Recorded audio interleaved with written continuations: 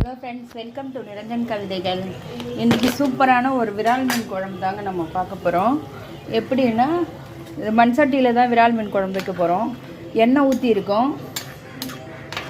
எண்ணெய் ஊற்றி கொஞ்சம் வடகம் போட்டு கடுகு வெந்தயம் போட்டு தாளிச்சிட்டு இப்போ அரைச்சி வச்ச வெங்காயம் தக்காளி. ஆஸ் யூஷுவல் என் பையன் வெங்காயம் தக்காளி சாப்பிட மாட்டார். குட்டி பையன் வாமிட் எடுப்பாருன்றதுனால அவருக்காக வெங்காயம் தக்காளி போட்டு இப்போ வதக்கிட்டு இருக்கேன். இங்கே பாருங்கள், கலர்ஃபுல்லாக வதங்கின்னு இருக்குது, ரெடியாகின்னு இருக்குது.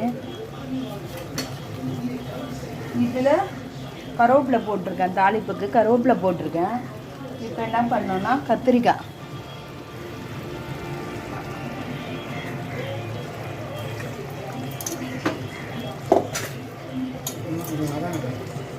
இல்லை கத்திரிக்காய் கரெக்டாக இருக்கும் போட்டு. இப்போ இந்த கத்திரிக்காய் போட்டிருக்கேன். இந்த கத்திரிக்காய் எங்கள் தோட்டத்திலே விளைஞ்ச கத்திரிக்காய். தோட்டம்னா பெரிய தோட்டம்லாம் நினச்சிடாதீங்க, சும்மா கொஞ்சமாக வச்சுருக்கோம். ஒரு 2-3 செடி தான் வச்சுருக்கேன். எங்கள் தோட்டத்தில் விளைஞ்ச கத்திரிக்காய் அது. இந்த கத்திரிக்காயும் போட்டு இது கூடயே வதக்கிக்கணும் நல்லா. அப்படியே பாஸ் பண்ணி விட்டுருவோம், வீடியோ பாஸ் பண்ணி. கொஞ்ச நேரம் இருந்துட்டு போயிந்தா இப்படி அந்த எண்ணெய் எடுக்கக்கூடாது, கடாய் மட்டும் தான் எடுக்கணும். சரியா? ஆனில் தான் இருக்கு. இப்போ இங்கே பாருங்கள், நல்லா எண்ணெய் பிரிஞ்சு வந்துருச்சு. வெங்காயம் தக்காளி இந்த கத்திரிக்காயும் நல்லா வதங்கி இருக்குது. கலர் மாறி இருக்குது பாருங்கள். கத்திரிக்காயோட கலர் ப்ளூ கலர்லேருந்து கத்திரிக்காய் வேகின கலர் ஆஃப் பேக்கெட் வந்துருச்சு. இப்போ இதில் புளி, மிளகாத்தூள். புளி ஒரு நெல்லிக்காய் அளவு புளி, அப்புறம் மிளகாத்தூள் ஒரு 4 ஸ்பூன் மிளகாத்தூள் சேர்த்துருக்கேன்.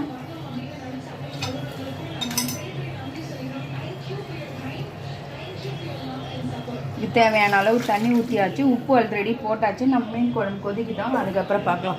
நடுவில் ஃபாஸ்ட் பண்ணி ரெடி கூட்டி வச்ச விரால் மீன் குழம்புல இங்கே பாருங்கள், விரால் மீன் போட்டாச்சு. விரால் மீன் போட்டு மீன் கொதிச்சுட்ருக்கு, குழம்பு கொதிச்சுட்ருக்கு. சூப்பராக ரெடி ஆகிடுச்சு விரால் மீன் குழம்பு நம்மளோடது.